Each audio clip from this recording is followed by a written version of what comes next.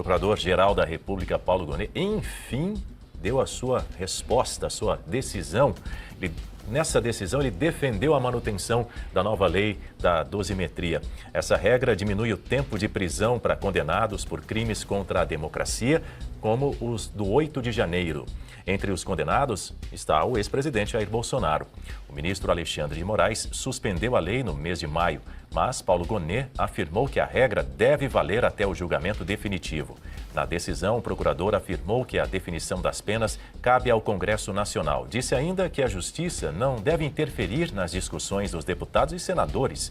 Agora, o Supremo Tribunal Federal vai julgar 4 pedidos que tentam cancelar a lei. Bom, lembrando que o PL da dosimetria põe fim às infrações consideradas mais graves, não é isso, Marcelo Rocha Monteiro? Com isso, os crimes contra o Estado Democrático de Direito previstos no Código Penal foram excluídos das frações mais gravosas de progressão de regime, que são geralmente aplicáveis aos crimes cometidos com violência ou com grave ameaça. A gente preparou uma arte para exibir aí para nossa audiência, para explicar um pouquinho como é que vai ser aplicada aí essa lei, se e quando o ministro Alexandre de Moraes autorizar.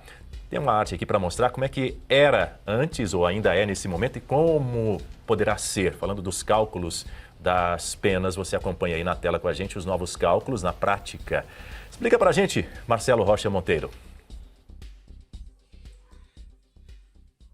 Bom, dizem que até um relógio parado acerta a hora 2 vezes por dia, né? Foi a primeira imagem que me veio à mente diante dessa manifestação do Procurador-Geral da República, né? É uma das 2 vezes que ele acertou.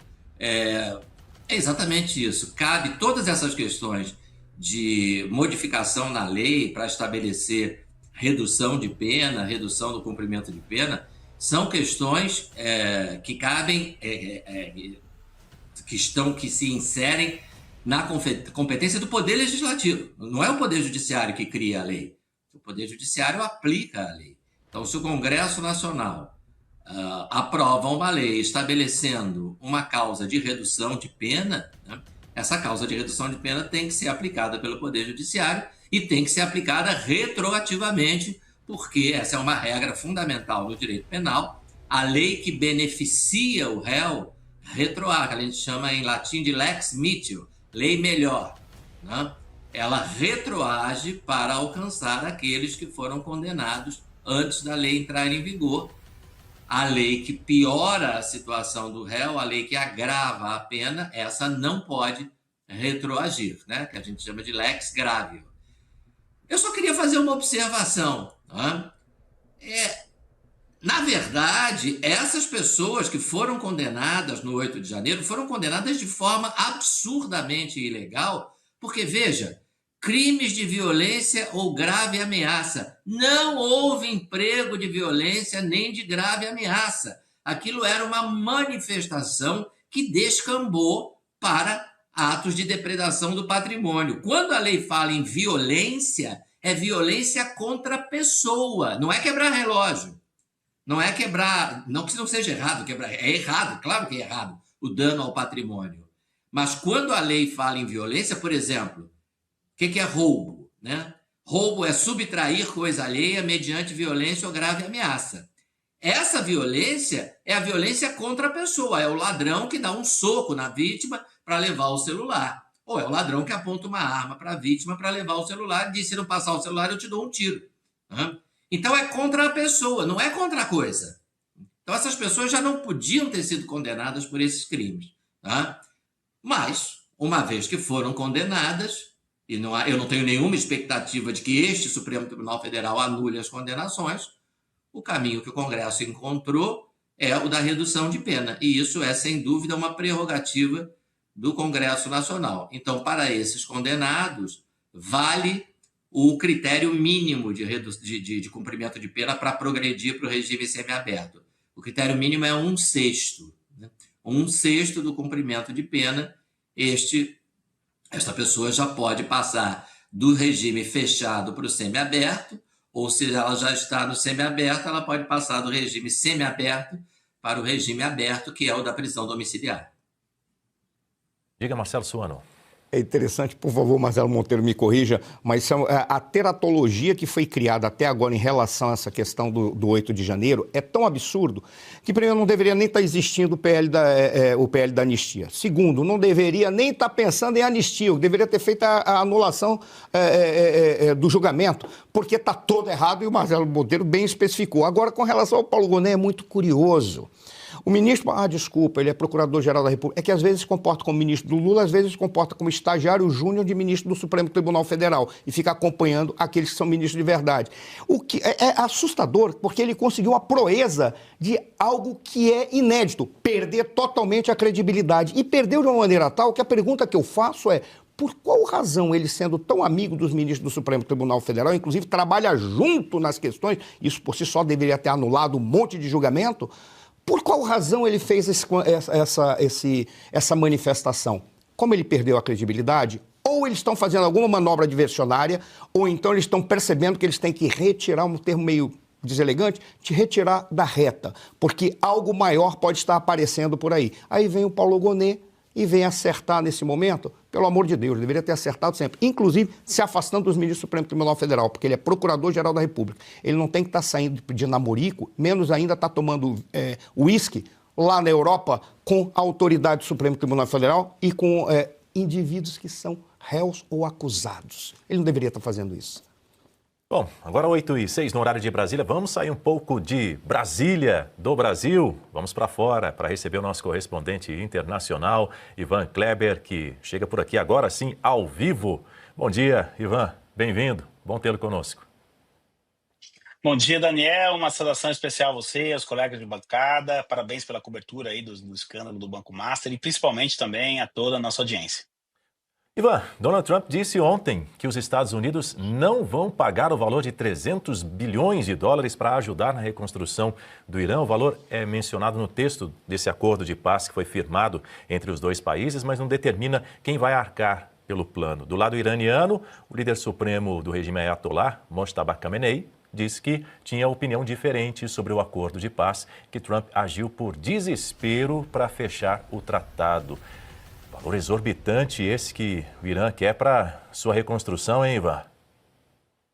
E eu também tenho uma opinião diferente aí do Khamenei, porque, de fato, o memorando não cita que os Estados Unidos têm que arcar com esse valor, e sim empresas privadas, e que os Estados Unidos intermediaria, então, esse apoio do capital privado para a reconstrução do Irã. A gente sabe que sempre que acontece uma guerra, como a questão da Ucrânia também, enfim, tão logo termine, né, essa guerra, várias empresas elas aproveitam a oportunidade de investir, porque é justamente na reconstrução de um país que você tem grandes retornos. Então, você vê como é que são as coisas, né? O Irã conta com as empresas capitalistas ocidentais para a sua reconstrução. Esse é um ponto extremamente importante do memorando. Agora, Daniel, a gente precisa voltar aqui na segunda-feira da semana passada, né, quando a gente conversava com o professor Marcelo Suano, professor também Rocha Monteiro, que é o seguinte: será que esse acordo vai sair do papel? A reunião que deveria acontecer na Suíça hoje já foi cancelada. Israel atacou a noite inteira e amanhã, agora, o sul do Líbano, eliminou vários terroristas do Hezbollah. Então, a equipe iraniana que deveria decolar em direção à Suíça ontem cancelou a viagem. O vice-presidente J.D. Vance também cancelou a sua viagem, uma vez que não teria ninguém lá para ele conversar. Então, esse encontro que deveria dar início, né, à implementação, aí sim, de um tratado de paz, simplesmente foi adiado até segunda ordem. Então, é por isso que nós precisamos acompanhar muito, Daniel, dia a dia, como nós estamos fazendo aqui, até para facilitar o trabalho da nossa audiência, porque, como a gente avisou na segunda-feira, olha, daqui até sexta tem muita coisa para acontecer, e de fato aconteceu. Israel, com esses ataques, acabou aí distanciando qualquer iniciativa iraniana de participar das reuniões lá na Suíça. Então, antes de falarmos da reconstrução do Irã, dos 300 bilhões, quem vai pagar, quem não vai, eu sei que o Irã está querendo esse dinheiro o quanto antes, a gente precisa começar a ver mesmo a implementação desse memorândum na prática, Daniel. Marcelo Rocha Monteiro vai trazer um ponto para a nossa conversa contigo, Ivan. Bom dia, Ivan. Você sabe que eu sou fã de carteirinha De Leste a Oeste toda sexta-feira, né? E o programa da semana passada, que como sempre estava excelente, você usou uma imagem que eu achei muito interessante, só se referindo a um outro assunto, que foi aquela questão do cidadão irlandês esfaqueado, né?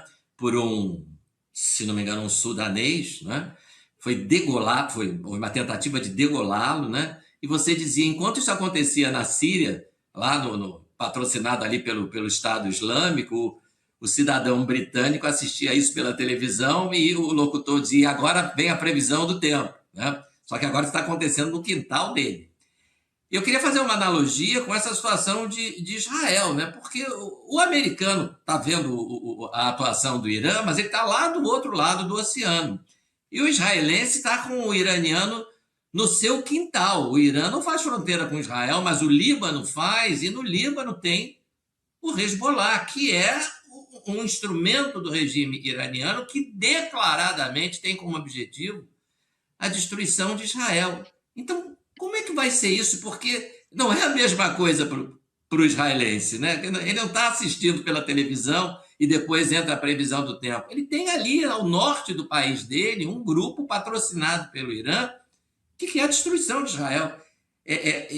Você não acha que isso é um grande complicador para a implementação desse acordo? Quer dizer, a perspectiva americana e a perspectiva israelense, por mais que os países estejam normalmente alinhados, essas perspectivas são diferentes, né? É uma questão de sobrevivência para Israel. Bom dia, professor Marcelo. Muito boa a analogia. Eu gostei, mas tem solução para essa analogia.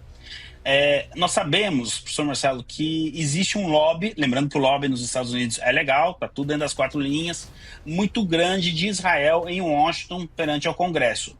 Agora, realmente, a comunicação para a população americana da gravidade do fato do Irã ter uma bomba atômica, ela é diferente da comunicação da guerra. É impressionante. A mesma pesquisa que aponta que os americanos são a favor de impedir que o Irã tenha bomba atômica, aponta que eles são contrários à guerra. Então, só faltou perguntar, e aí, como é que a gente vai fazer para impedir que eles tenham uma bomba atômica, né?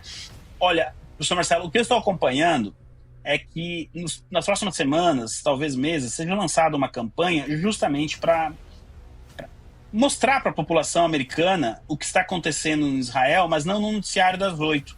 Porque, veja bem, os Estados Unidos têm um mini Hezbollah, eu digo mini em termos de capacidade bélica, também ali na sua fronteira com o México, que são esses cartéis, essas operações que estão acontecendo na América do Sul, na América Latina, no Mar do Caribe, em certa medida, elas têm o mesmo efeito que as operações de Israel ao sul do Líbano contra o Hezbollah.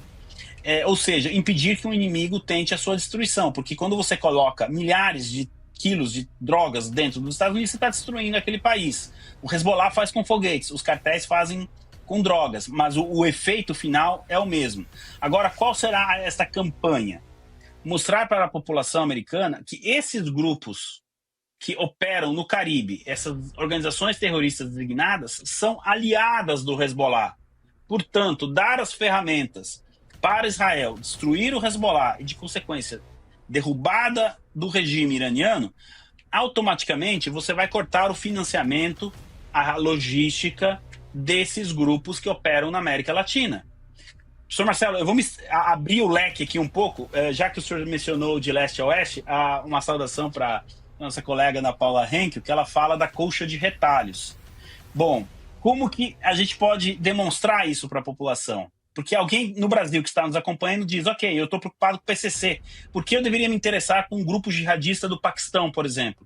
Nós tivemos essa semana o porta-voz da Europol, que seria uma espécie de FBI da União Europeia, para as pessoas entenderem, dizendo o seguinte, olha, o PCC faz todo o translado, perdão, a logística da droga da América Latina para a Europa, e o PCC recebe em armas do Paquistão. O preço, né, dessa logística. Então, está tudo interconectado, professor Marcelo. E é aí que os defensores de Israel, os defensores da causa da queda do regime iraniano precisam trabalhar. Mostrar para a população americana o seguinte, olha, vocês também têm um Hezbollah aqui, que está na fronteira. E isso não é um trabalho tão difícil, porque as pessoas sentem no dia a dia isso também, lá nos Estados Unidos, não tanto quanto no Brasil. Pois é, saibam que esses grupos que operam na fronteira são aliados do Hezbollah, que está tentando a destruição do nosso principal aliado no Oriente Médio, que é Israel. Professor Marcelo, espero ter aí respondido a sua pergunta. Daniel, devolvo para você. Tudo bem, Ivan Kleber. Eu já vou passar aqui para o outro Marcelo, que é o Marcelo Suano, mas antes eu quero registrar aqui, nós temos 9.000 telas conectadas no Jornal da Oeste, primeira edição, na nossa conversa com o nosso analista de internacional, Ivan Kleber, diretamente de Londres, trazendo as notícias mundo afora para a gente. E apenas 3.500 curtidas, 3.400 curtidas. Vou pedir a você que até aí, ó, tá aí na tela, 3.400 curtidas nesta edição do Jornal da Oeste, que tem 9.000 telas acompanhando o nosso jornal. Peço a você que deixe o seu like, é muito importante para incentivar o nosso conteúdo, para que outras pessoas conheçam o Jornal da Oeste, primeira edição. Combinado assim? Não deixa a gente atrás aí de outros canais, não. Vamos subir aí o número de likes, porque ajuda no impulsionamento. Eu tenho certeza que você gosta desse conteúdo e você quer que ele chegue a muito mais pessoas, então nos ajude, só deixando o like. Diga, Suano.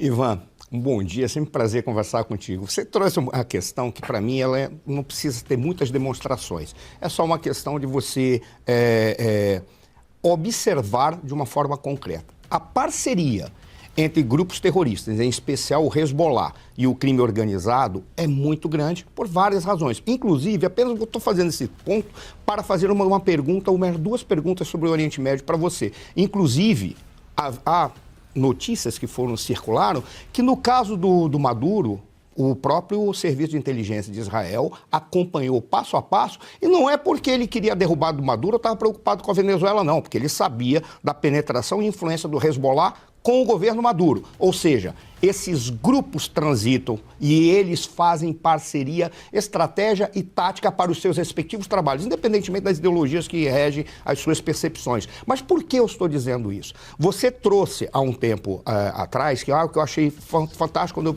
perguntei sobre a credibilidade do Trump na Europa. Aí você disse, não, mais importante é a perda de credibilidade do Trump entre os países do Oriente Médio, os países árabes, que é possível até que haja uma acomodação entre os árabes e o persa, que no caso é o Irã, porque queira ou não queira, eles têm até um elemento comum, que é o islamismo. A pergunta que eu te faço, primeiro, como é que está a perda de credibilidade do Trump e a possibilidade dos países árabes acomodarem com o regime do Irã?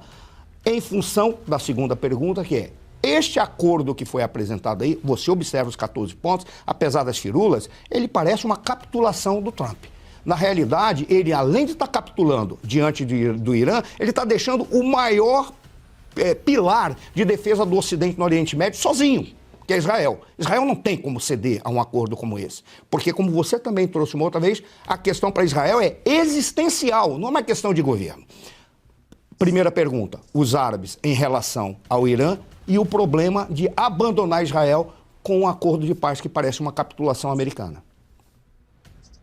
Bom, bom dia, professor Marcelo Suano. Olha só, a questão dos árabes, ela tem um fator aí de complexidade muito grande chamado a chamada divisão interna do mundo islâmico entre xiitas e sunitas. É isso que permitiu que os Estados Unidos tivessem bases em vários países do Golfo, né? A maioria deles sunitas e o Irã de vertente xiita. Os sunitas não querem que o Irã tenha uma bomba atômica e se transforme de fato ali na grande e única, talvez, potência regional, com exceção de Israel dentro do mundo islâmico na região, né? Você tem o Paquistão, que tem a bomba atômica, mas ele não tem essa aspiração e nem a capacidade de se transformar uma potência como o Irã poderia se transformar, né? O Irã ele diversificou mais, digamos assim, as operações dele, por exemplo, também na fabricação de drones. Então, essa aproximação eu acho ainda muito prematura. Agora, com certeza, em algum momento, nas próximas semanas, se de fato esse acordo, do jeito que está aí, avançar, os países do Golfo, entre eles, terão que fazer algumas reuniões e se perguntar quem fará a nossa defesa. O meu temor, professor Marcelo, é que isso aproxime os países do Golfo da China, o que seria um erro geopolítico, estratégico dos Estados Unidos de consequências inimagináveis. Porém, esse é um cenário ainda muito prematuro. A gente não pode ainda acreditar que seja esse o cenário. Sobre a questão do isolamento de Israel ou não, que dialoga com essa sua primeira pergunta, professor Marcelo, nós temos um ponto que eu recomendo muito aqui para a nossa audiência. nós não podemos tentar adivinhar o que vai acontecer daqui 4 dias, daqui 3 dias. Vamos viver dia por dia nessa questão, porque está todo dia mudando.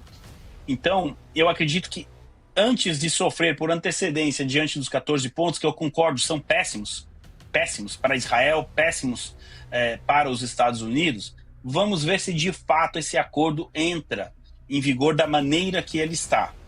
Eu acho que existe uma pressão muito grande dentro dos Estados Unidos, não só pelo lobby de Israel, mas também de congressistas republicanos, para que esse acordo não avance da maneira como ele foi colocado. O grande, aspas, patrocinador desse acordo, o grande incentivador desse acordo, da maneira que ele está, é o atual vice-presidente J.D. Vance. Tanto que ele estaria na Suíça hoje para dar início às negociações diretas com o Irã, coisa que não aconteceu. O J.D. Vance, eu acredito que ele tem um futuro brilhante pela frente, ele tem uma história de vida muito importante a ser compartilhada com as pessoas, mas é o primeiro cargo assim importante em termos internacionais que ele ocupa. Ele foi senador pelo estado do Ohio. Com todo respeito ao estado do Ohio, a gente sabe que ser vice-presidente tem um peso maior.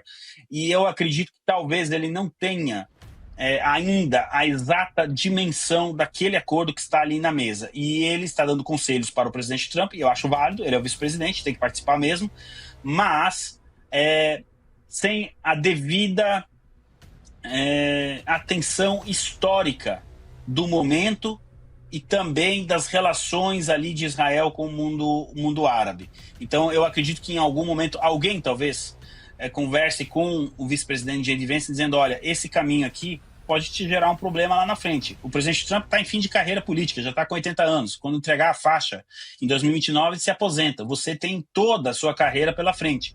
E esse acordo, do jeito que está, pode cair no colo do J.D. Vance um eventual fracasso. Então é por isso que eu recomendo prudência, no sentido de não cravar que é isso que vai acontecer. Porque, de fato, se esse acordo progredir da maneira que nós estamos aqui, daqui 5 anos nós estaremos aqui no Jornal da Manhã repercutindo outra guerra, outra ameaça do Irã com uma bomba atômica, algo nesse sentido. E obviamente que ninguém quer isso, muito menos Israel, que não pode se permitir de ficar isolado e de baixar as armas. Porque se Israel baixar as armas, não é que acaba a guerra.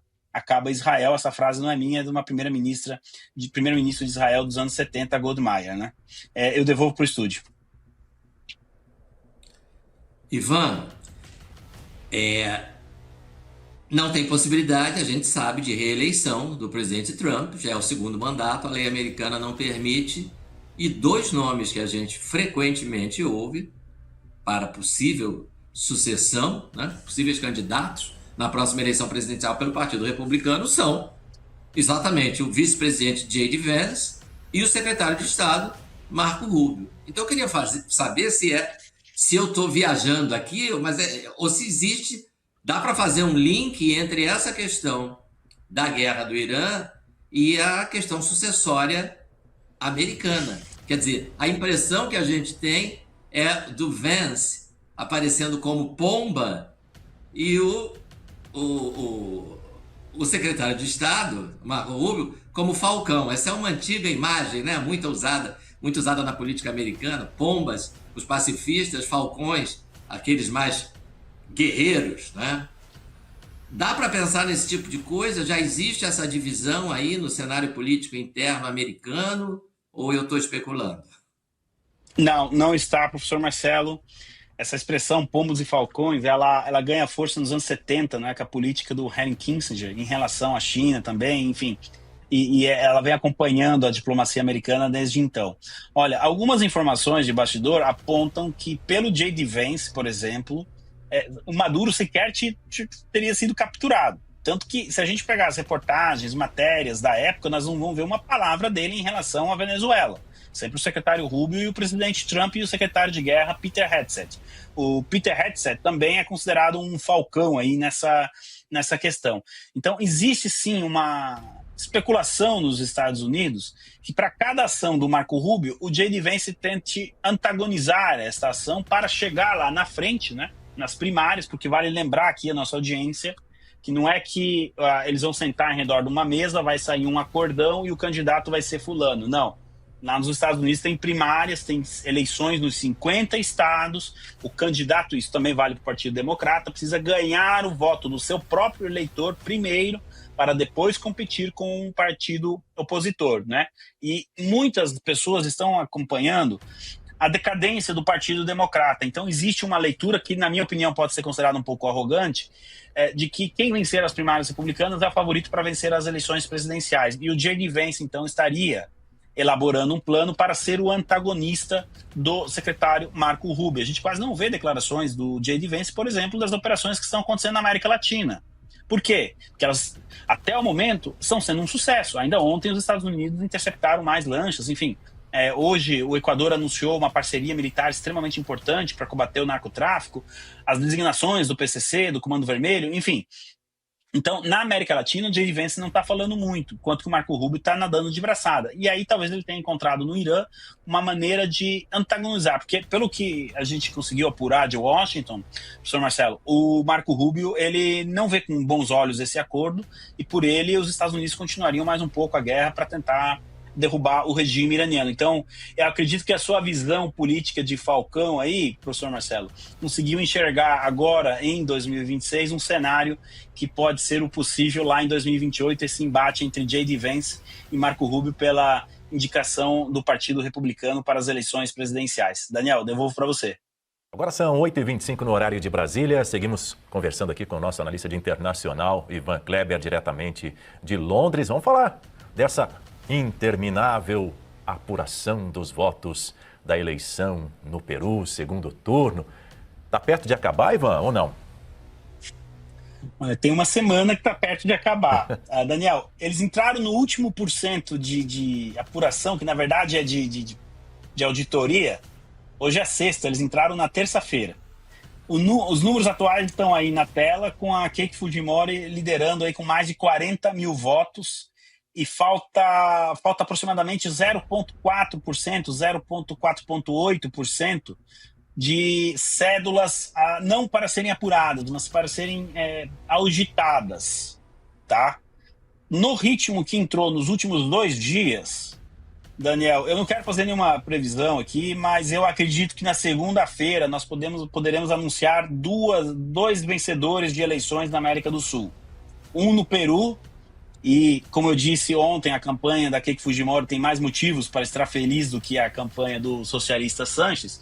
E também agora, no domingo, nós temos eleições na Colômbia, com Delés Prieja chegando também com uma vantagem de favoritismo. Olha, o que tem a eleição do Peru de lenta, tem a eleição colombiana de rapidez ali para apurar. Então, muito provavelmente, a nossa audiência, eu já deixo o convite, segunda-feira de manhã, vim aqui acompanhar o resultado, se Deus quiser, dessas 2 eleições, da Colômbia e do Peru, com um certo favoritismo para a direita levar as 2, viu, Daniel? Agora, Ivan, um homem de 30 anos foi preso ontem por tentativa de homicídio depois que uma criança de 3 anos caiu no habitat de crocodilos de um zoológico aí no Reino Unido. O garoto ficou gravemente ferido e o estado de saúde dele é crítico. Você pode dar mais detalhes desse incidente lamentável, horrível, Ivan?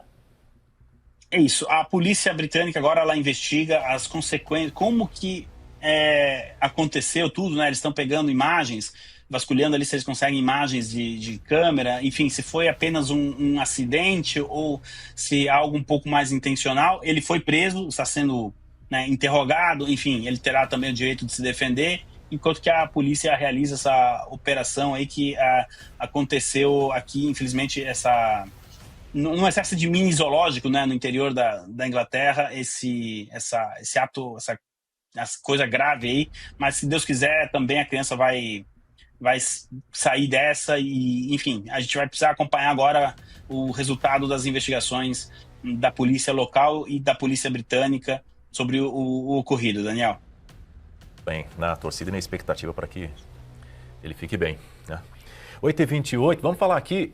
Aconteceu um caso bastante curioso lá em Moscou. Os moradores reclamaram de uma chuva preta depois de uma série de ataques com drones ucranianos. A ofensiva atingiu uma refinaria de petróleo da capital russa, provocando uma explosão que fez o teto do calor voar. É isso?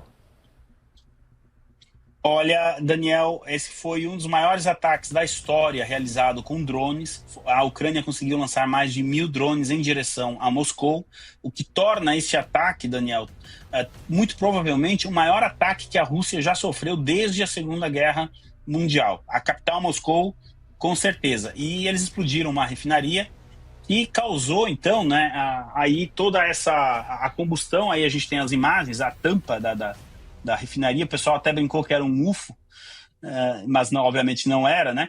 E isso, então, provocou esse fenômeno aí desse óleo espalhado por toda a cidade. Esse é o objetivo da Ucrânia com esse ataque, Daniel. Primeiro, atingir a capacidade russa de conseguir recursos recursos financeiros, né, através daí da refinaria. Lembrando que essa refinaria abastece aproximadamente 1/3 da população de Moscou, né, de combustível, e também levar os efeitos da guerra para a população de Moscou sem atingir diretamente infraestruturas, assim como edifícios, hospitais, igrejas, como faz a Rússia na Ucrânia.